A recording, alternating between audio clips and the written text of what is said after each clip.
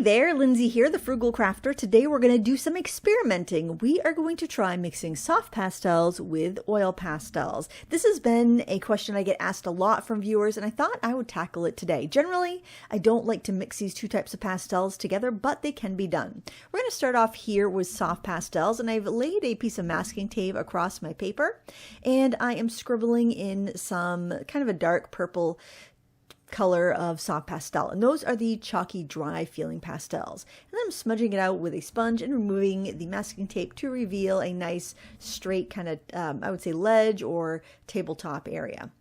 Now I'm using a pastel pencil, which is also a type of a soft pastel, and a T-square to draw the edges of my bottle.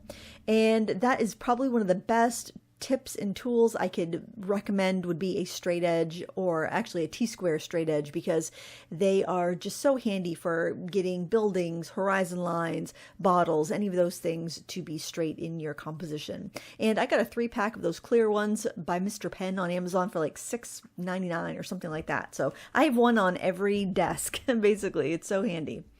Now, the thing to remember if you're going to use both soft pastels and oil pastels together is to do the soft pastels first and make sure that they are blended out into a thin layer. That way, you'll have some of the tooth of the paper still exposed that can grab the oil pastel. If you have a really thick layer of the soft pastel, the oil pastel is just going to kind of mix in with it and make this kind of pasty, gummy, globby mess. It reminds me of when my son was a baby and he got a hold of a container of baby powder and a tube of diaper cream and mixed them together, and that was the most difficult thing we've ever had to clean up. So yeah, you don't want to mix them together or you're going to get that Desitin and baby powder pasty mix of doom. That's all I can liken it to.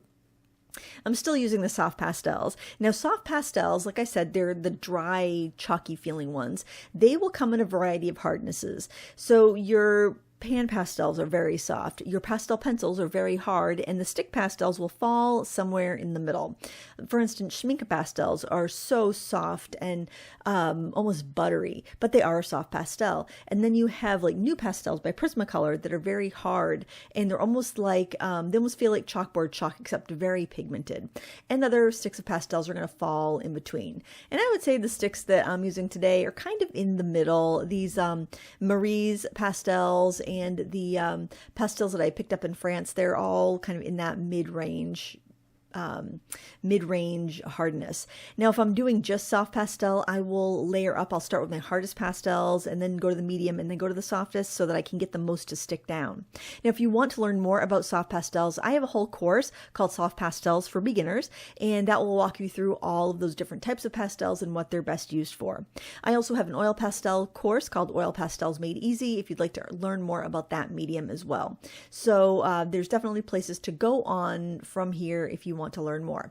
And each time you see me remove my pad of paper from my table, I am tapping it over my trash can. So basically I just flip it upside down and I knock, like kind of knock, knock, knock, like you'd knock on a door on the back of my sketch pad.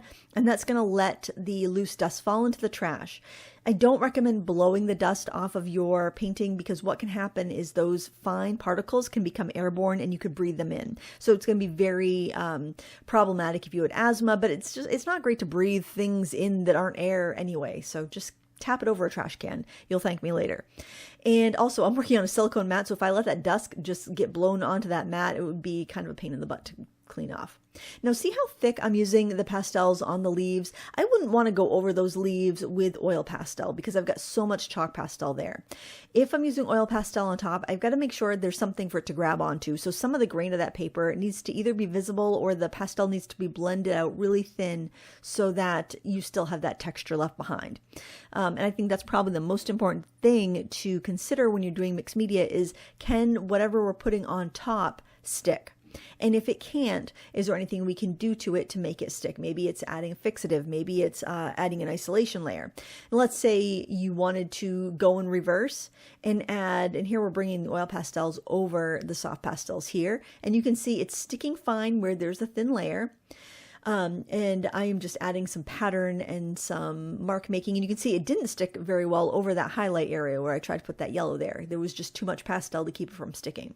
I'm doing some asthmatic writing I probably just said that wrong. Just kind of scribbly nonsense in the background just to add a little bit of texture. And if you're going, like I said, if you look in the bottle, areas where I'm going over the thin application of soft pastels, it sticks fine. But when I tried to add it over a highlight, it didn't want to stick too well. But you can definitely throw in your patterns there and make some neat designs and some bold marks and bold colors. But say you were doing oil pastels and you wanted to add something else on top, you would need to add an isolation coat. So for instance, I'd probably do a coat of acrylic sealer and then a coat of clear gesso, and then I could add soft pastels on top. But that's kind of a pain, and I don't think you'd really want to go through that sort of trouble when there's much easier ways to create your art. And there you have it, our little experimentation of mixing soft pastels with oil pastels. I hope you enjoyed it. Let me know what you think in the comments below. And until next time, happy crafting.